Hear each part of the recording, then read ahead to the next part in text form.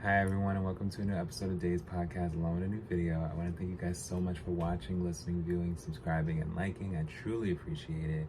And we will definitely be making more free content along with exclusives for Patreon and Spotify, so be sure to check it out. Today we will be talking about Lil' Kim's The Naked Truth. We've already talked about La Bella Mafia, Notorious K.I.M., and Hardcore.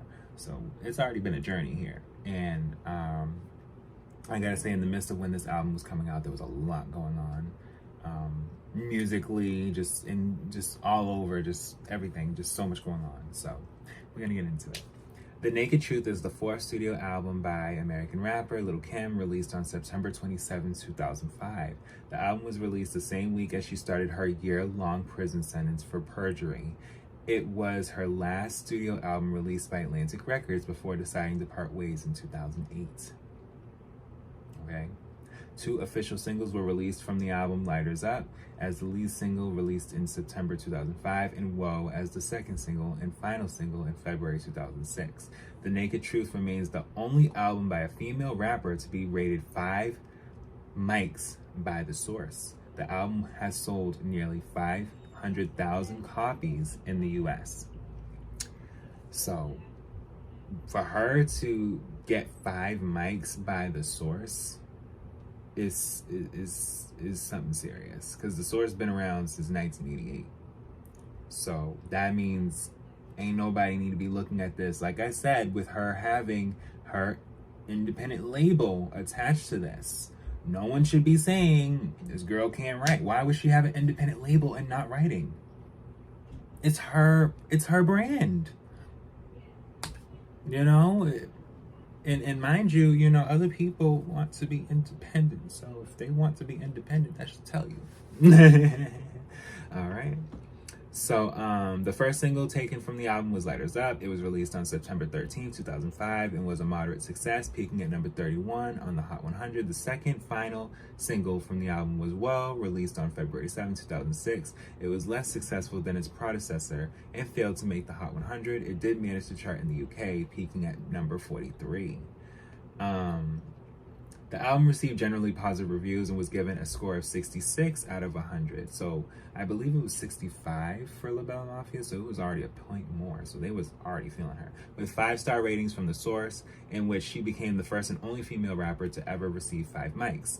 5 Magazine and The Village Voice, and less than favorable reviews from the New York Times and AllMusic. Blender gave the album 4 stars, calling it her strongest work since her Pheromone Thick 1996 debut, meaning Hardcore. While the album did receive several 5-star ratings, Pitchfork journalist Jess Harvell, who gave the album a positive 7.8 rating, stated the Naked Truth may be better than 80%. The Naked Truth may be better than 80% of the other rap albums to be released in 2005, but that doesn't make it another Ready to Die. So commercial performance, The Naked Truth debuted at number 6 on the Billboard 200 and at number 3 on the top R&B hip hop albums chart, selling 109,000 copies in its first week. It sold 411,000 copies in the US.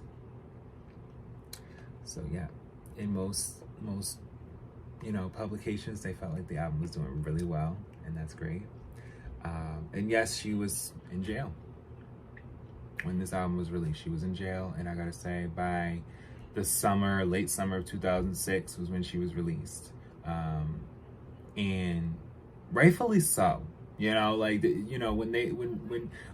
they have a lot of things go on in court, when someone is seeked justice in a way that she was, it's like, okay.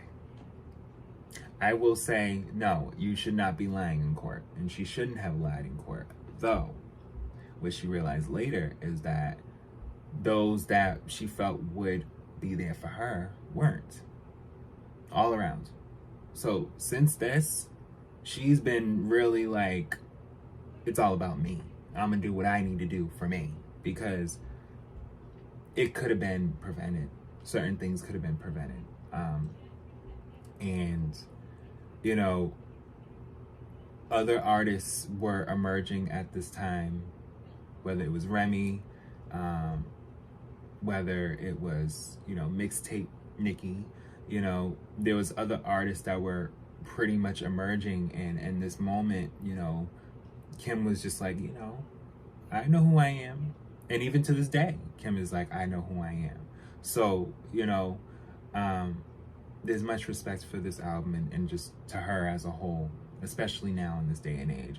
Anyone that's, you know, bad mouthing her is clearly just feeling like, you know, they just want attention, or they feel like, you know, oh, she looks like this and she sounds like this, or she can't do this, or she's not as good as this, and that. And to me, when you have that much energy to be that negative, it shows your character.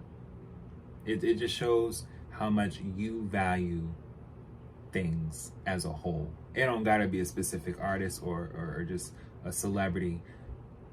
If I feel that you could be like that to somebody that you don't even know, and you have this imaginary sense of why you feel like that, and you're in the public and you acting like everything's all good and peachy and you can be nice and friendly, I don't fuck with you. Period. I don't like you. Because you shouldn't be feeling like you have that much animosity or feeling that negative to somebody for just anything. Life's too short. And ultimately, you know, what must come up will come right back down. And I just feel like, you know, people need to humble themselves, especially now. There's no need for people to be this evil or mean or angry, agitated. Should I continue on? It's not necessary. She's a queen, the queen. The first to ever really go off and really let people know in a feminine way, I'm here. She wasn't an R&B artist, she's a rap artist. Okay? Period. So let's go into the track list. 1 is intro. Track 2 is spell check. Track 3, lighters up. Track 4 is shut up bitch, intro. And then track 5 is shut up bitch. Okay? And then track 6 is whoa. And track 7 is slippin'. Already by the time you get to slippin', you're already blown away, because it's like she's spitting back to back to back. My niggas pull triggers, that figures, whoa, whoa, whoa, snitch niggas, broke niggas, not my niggas. Okay, I can say nigga just fucking fine. Some people can't. Okay, yeah, period. Y'all need to do y'all research. Anyway, track 8, Answering Machine, Skit 1. Track 9, All Good. Track 10, I Know You See Me, featuring Tiny. Which is, yes, from Xscape. Yes, she was on this album. I know that's right, yes. Track 11, WPIMP, Skit. And then track 12, Quiet, featuring The Game. So The Game was on this album too. And then track 13 is Dirty, which is DURTY. So, you know, that honestly is a underrated song. Y'all don't listen to that enough. Track 14 is Answering Machine, Skit 2. Track 15, We Don't Give a Fuck, featuring Bun B and Twista. Track 16 is Give Me That, featuring Mano. Track 17 is Kitty Box. Track 18 is Chronic, featuring Snoop Dogg and Jack Knight. Track 19 is Winners and Losers, Skit. Track 20 is Get Yours, featuring T.I. and Sha Dash. So yes, if she's working with Tiny, she's definitely working with T.I., okay? Track 21 is Last Day, and track 22 is Last Day, Skit.